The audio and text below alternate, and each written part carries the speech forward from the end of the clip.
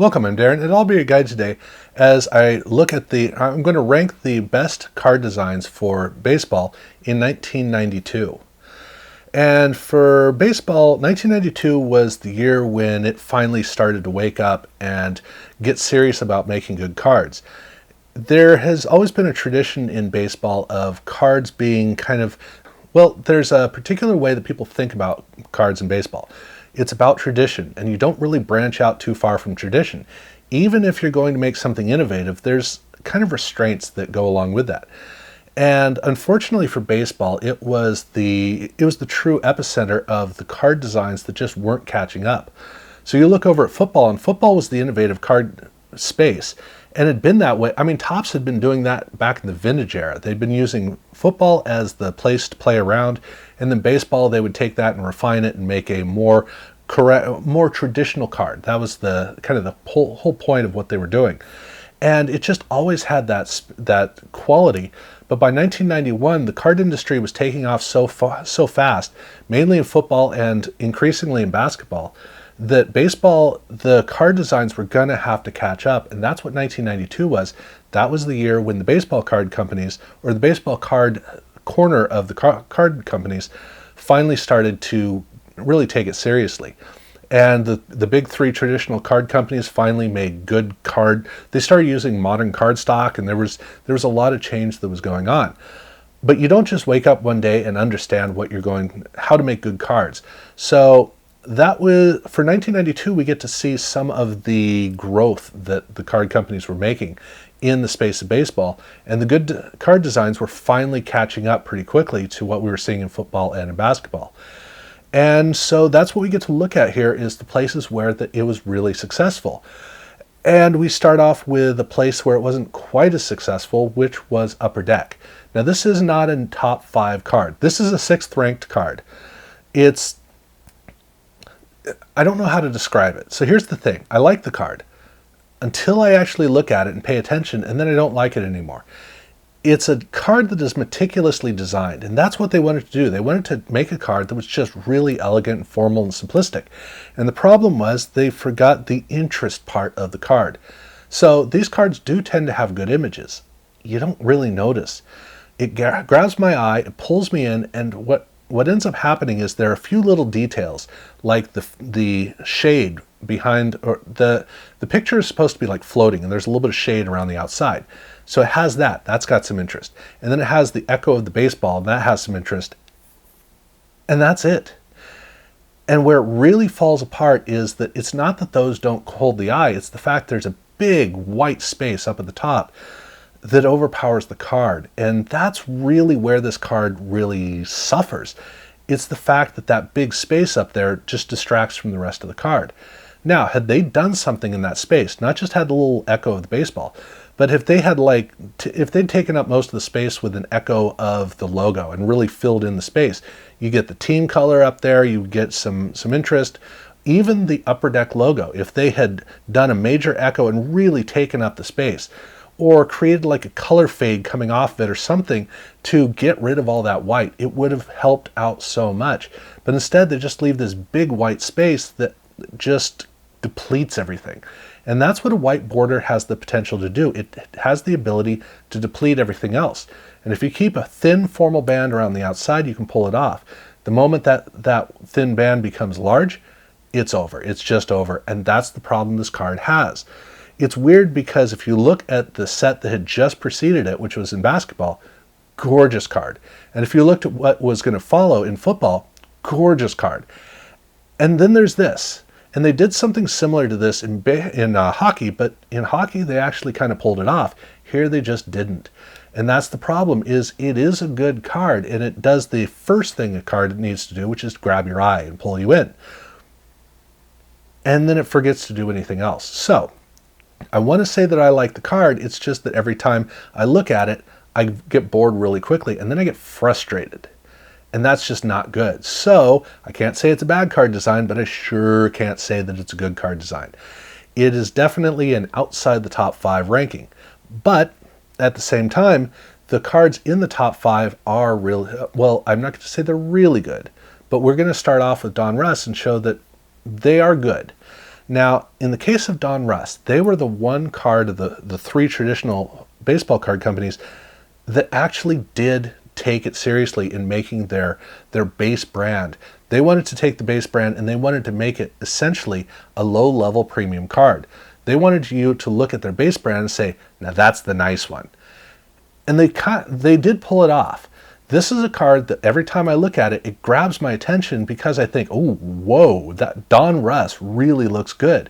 It almost looks like a Leaf card. The thing is, it's simplistic. It has very simple basic details on it, and it has a nice hint of a color fade. And it does those things in a way that makes you feel like it's really well built. And even when you look on the card back, the color fades, the way that all the pieces come together, it does all the things it needs to do to it presents itself as a nice card. The problem is, as you pay attention, it gets boring real fast. Now, it's not frustrating, it's just that it gets boring. And the fact that it's a base card says, okay, look, that's fine. A base brand, there's no reason for it to not have to do the heavy lifting. The fact that it gives the appearance, the implication of being a really nice card, that's all we need. Great, that works well. And so this is a card that is almost a really good card. And it doesn't have the fun and the energy. That's fine. I'm not looking for the best card in the world. I'm just looking at this saying, well, compared to what they've been doing, this is pretty good. So that's where I go with this. But it really, it lacked all of there are things about a premium card that this just doesn't have. And if you want to know what those are, all you need to do is look at Donruss's Leaf brand. And for Leaf, they really did put it all together and they made a really nice card. The first thing that they did with the Leaf card is they have a metallic silver border around the outside. Not new to Leaf, but the border is a thin band around the outside, and then the thing that makes this card work is they have that black band down at the bottom. The black box, it takes all of the implied elegance of the silver border and it sells it, it anchors it. And then they just have a thin color band right down underneath that's just an accent. And it just creates a little bit of liveliness, just a hint. It's kind of like adding a thin gold detail on something and just gives it a little hint of something that really makes it feel cool. And then you also have the team logo on there, and the way that all of that comes together makes the card look really formal and really nice. But there is one thing missing to this card, and that is the picture. Well, to tell you the truth, the pictures are really good. The reason that I say it's missing is because the border is not built to showcase the image. The border is built to showcase the card design. And that's the weakness that this has. But to be fair, this card was not designed to be the card. It was designed around a parallel. Just like 1992 Topps proper was built around a parallel. This was built around the parallel, which is their gold parallel, which only refers to the gold foil. But the rest of the card, in the card design, the border is all black. And here, these cards actually do a great job of showcasing the image, of really focusing you in and making the image come to life. That is where the card really succeeds. So, when you look at these cards, it is misleading due to the fact that it is a very nice card, except they forgot to do the one thing a card's supposed to do, which is to really pull the image out. It doesn't do that. It's all about the card. It's not about the player. And so that's where this card is lacking.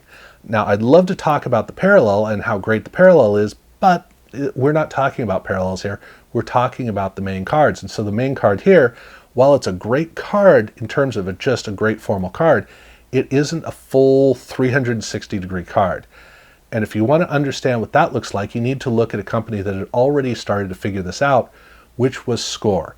And Score's Pinnacle brand, here you get to see it. Now, Pinnacle was new to baseball in 1992.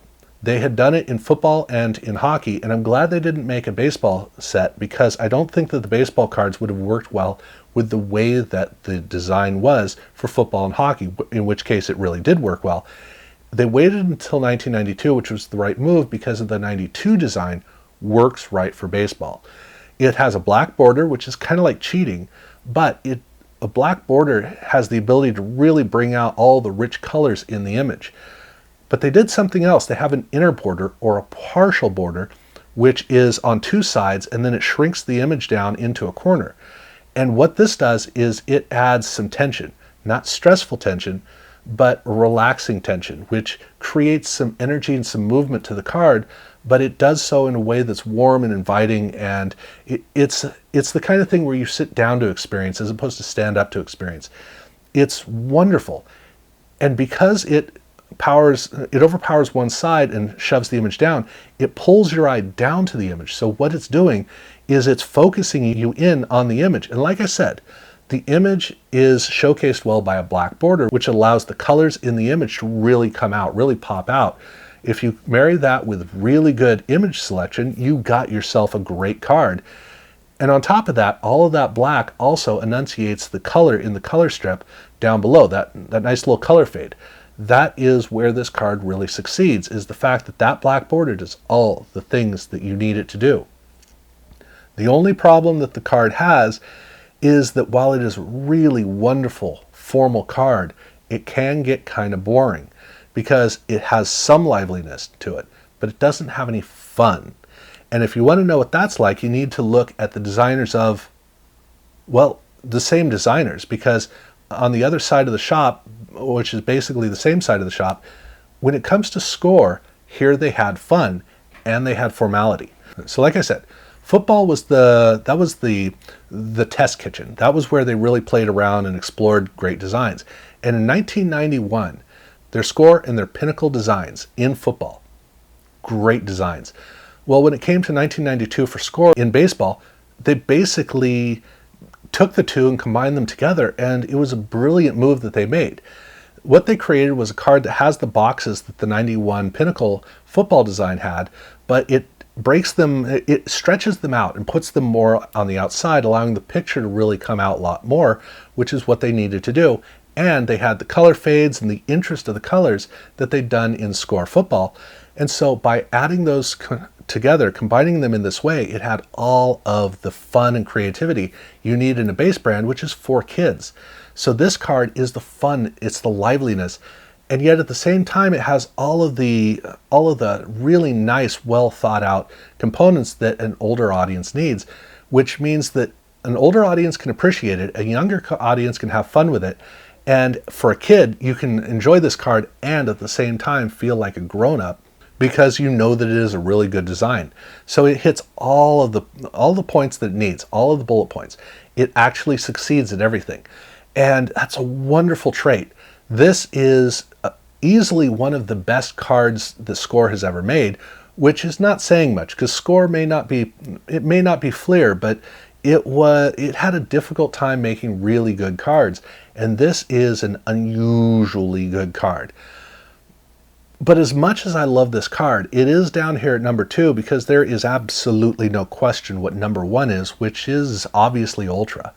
And Ultra is an interesting counterpoint to Fleer because Fleer was still having a tough time figuring out how to make a good Fleer card. And with Ultra, the card came out really well. So well that this was an across-the-board templated card, and every single sport had its own version of it. Now, baseball, basketball, hockey, which one's best? I don't know, and thankfully I don't need to figure that out right now, but all three of them really came through because it was a very well-made card, and all those details down at the bottom are really good. You might notice there's one sport not included there, which is football, and football did not succeed, even though the base of the card is very similar to baseball. Well, really the base of the baseball card really isn't that great. I think that the other two sports, basketball and hockey, have better bases to their cards.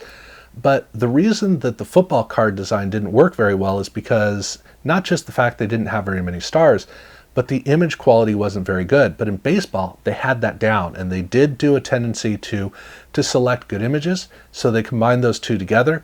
The card has a lot of fun.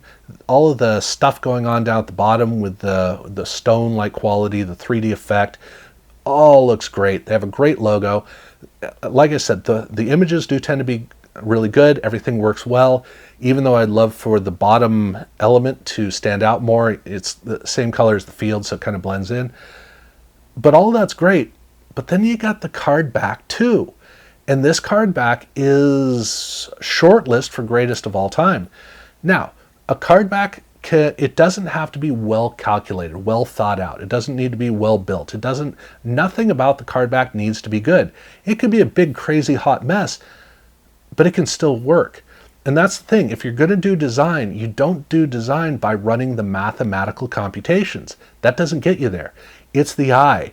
An artist has to kind of find where it really comes through. And this card back should not work.